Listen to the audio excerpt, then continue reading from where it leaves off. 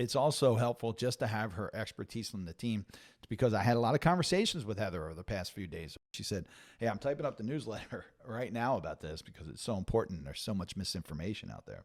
I've had these conversations with these experts and colleagues, so that I've been talking to colleagues about it too. And some colleagues are completely misunderstanding it and advising their clients, hey, you don't have to pay tax on Social Security anymore. And some are pretty close, but their calculations are wrong. I've been having these conversations with experts and colleagues, and I wanted to help clear the air a little bit. So hopefully this does.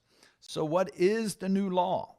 We're talking about the One Big Beautiful Bill Act, and it's enormous, and there's a lot of changes. But here in this section, we're talking about the potential effect on Social Security taxation. So it allows for an increased deductions for taxpayers age 65 or older. But this is only for tax years 2025 through 2028. And then it's also reduced based on your modified adjusted gross income. So this is an excerpt from Heather's newsletter. So let's give Heather the credit she deserves.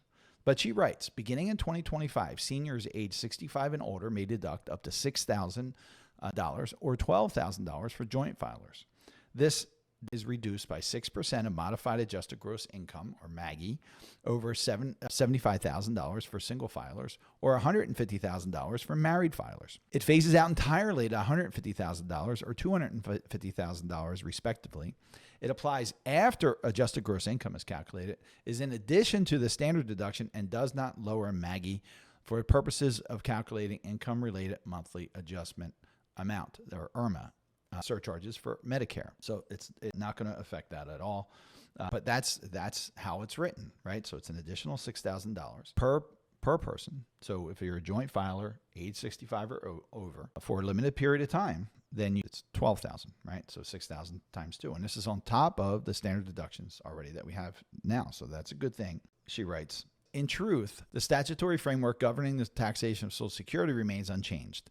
The new deduction is a temporary tax benefit, not a, we're going to talk about that a little bit more, prohibits changes to Social Security's benefit formula or trust fund